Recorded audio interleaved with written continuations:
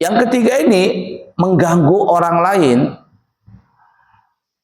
Standarnya, ukuran standarnya itu adalah apabila kita merasa tidak suka dari orang lain yang mengganggu kita, maka begitu juga orang lain sama tidak suka dengan apa yang kita lakukan kepada dia.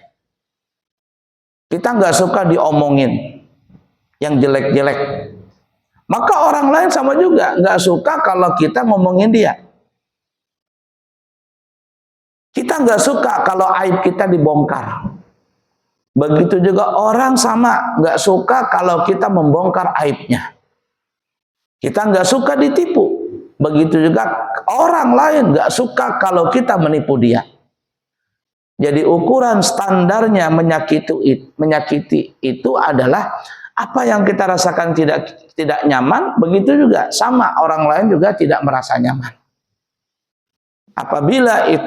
Apabila kita melakukan sesuatu yang tidak menyenangkan orang lain, maka itu bisa menyebabkan su'ul khatimah.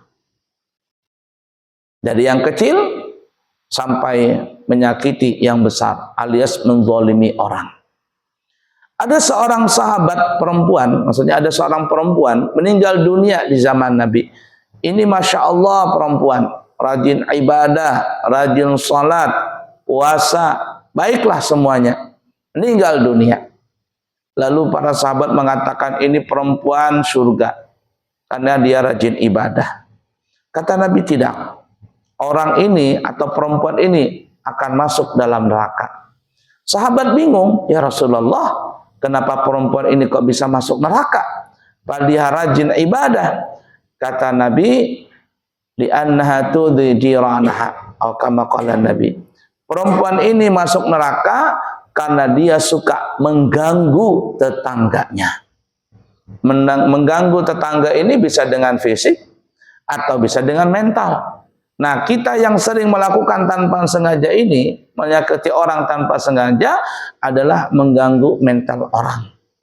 Membuka aib orang, menjelek-jelekan aib orang, suka ngerumpi aib orang, suka memfitnah, menyebarkan berita yang tidak benar. Apa yang terjadi? Inilah salah satu penyebab yang menyakiti orang lain. Jadi hati-hati dalam dunia ini.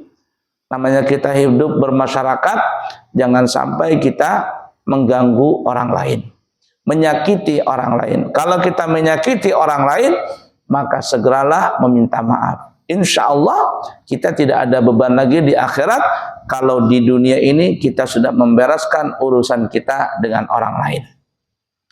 Jadi yang ketiga yang menyebabkan seseorang itu bisa su'ul khatimah adalah menyakiti orang lain. Ukuran menyakiti itu adalah apabila kita merasa tidak senang dengan gangguan orang lain, maka begitu juga orang lain pun tidak merasa senang dengan gangguan yang ditimbulkan daripada kita kepada orang tadi. Itu yang ketiga. Kemudian yang menyebabkan su'ul khatimah yang nomor 4 adalah uququl walidain. Durhaka kepada orang tua. Orang tua kita itu ada 3. Yang pertama orang tua biologis kita. Orang tua darah daging kita. Yang kedua adalah mertua kita. Orang tua pasangan kita. Pasangan hidup kita. Mertua kita. Itu juga orang tua. Kemudian yang ketiga adalah guru kita. Yang mengajarkan kepada kita ilmu-ilmu yang baik, terutama ilmu agama. Orang tua biologis kita hanya memberikan nafkah zahir, memberikan kepada kita sandang pangan papan. Tapi guru kita ini memberikan makanan batin. Dan para ulama mengatakan, kalau kepada orang tua biologis itu bisa durhaka, maka kepada guru itu mungkin bisa lebih durhaka lagi. Kalau durhaka kepada orang tua itu dosa besar, maka durhaka kepada guru itu mungkin lebih besar lagi. Nah, jadi tiga orang ini tidak boleh kita sakiti, tidak boleh kita durhaka kepadanya. Taati perintah orang tua, mertua, guru selama perintah itu tidak bertentangan dengan syariat. Bagi kita laki-laki, orang tua tadi ada tiga. Orang tua biologis kita, mertua kita, dan guru kita. Nah, kita bisa durhaka kepada mereka itu dan tinggalkan kedurhakaan kepada mereka.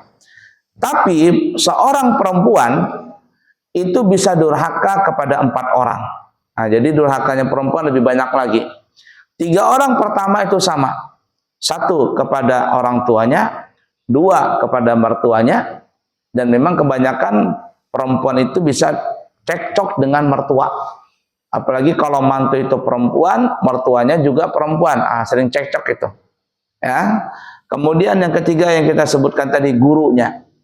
Dan yang keempat, yang paling tinggi adalah suaminya. Maksudnya seorang perempuan mungkin biasa taat kepada orang tuanya. Tapi berapa banyak seorang perempuan yang bisa durhaka kepada suaminya. Dan Nabi kita memberikan wasiat kepada Siti Aisyah. Kata Nabi, aku melihat di dalam surga itu paling banyak orang miskin. Tapi di dalam neraka paling banyak perempuan. Siti Aisyah sebagai perempuan penasaran. Ya Rasul, kenapa perempuan kok paling banyak di dalam neraka?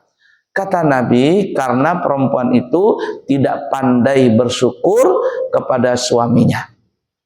Tidak pandai bersyukur. Ibarat kata panas setahun, hujan sehari. Kebaikan suami yang begitu banyak habis sirna dengan kesalahan suami yang belum tentu itu salah. Coba dibayangkan, suami itu adalah orang lain sebelumnya. Tidak ada kewajiban seorang laki-laki memberikan makanan, minuman, sandang, pangan kepada perempuan itu. Tidak menanggung dosa perempuan itu. Tidak menanggung apapun baik dunia dan akhirat. Tapi ketika suami itu, laki-laki itu melamar perempuan itu kepada orang tuanya sampai melangsungkan akad nikah. Saya terima nikahnya Fulanah binti Fulan dengan mahar sekian tunai. Ya, maka apa yang terjadi? Tanggung jawab seorang ayah yang tadinya kepada istrinya itu, kepada anak perempuannya itu pertama ditanggung oleh ayahnya. Tapi ketika sang suami sudah mengatakan saya terima nikahnya Fulanah binti Fulan, maka tanggung jawab seorang ayah berpindah kepada suaminya, suami perempuan itu. Bukan hanya ngasih makan minum, tapi juga dosa dan kelakuan istri, suami yang tanggung. Suami yang nanggung. Berat suami itu.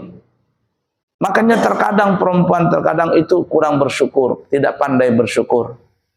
Kebaikan suami begitu banyak, dibelikan motor, dibelikan mobil, dikasih emas yang banyak, dan lihat saja pakaian istri kayaknya lebih banyak daripada pakaian suami. Coba bapak-bapak buka lemari, banyakkan punya istri kah punya suami?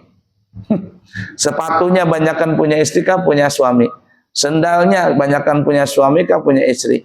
Semuanya. Bahkan terkadang gajinya pun diambil istri semua itu. Tapi ketika terjadi satu kesalahan, sang istri langsung menyalahkan suami sebesar-besarnya.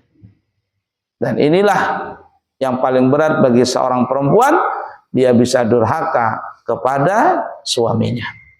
Nah, kita kembali, kesimpulannya adalah ada 4 hal yang paling besar yang menyebabkan seseorang itu mati dalam keadaan su'ul khatimah. Yang pertama, melalaikan salat. Yang kedua, meminum khamar. Yang ketiga, menyakiti orang lain. Dan yang keempat adalah durhaka kepada orang tua.